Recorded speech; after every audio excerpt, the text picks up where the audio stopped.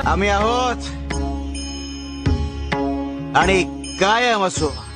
स्वामी, फक्त माझ्यासोबत नाही, माझ्या नंतरही माझ्या घरासोबत राहा. माझ्या नंतरच्या प्रत्येक पिढीवर आपली कृपा कायम असू देत स्वामी.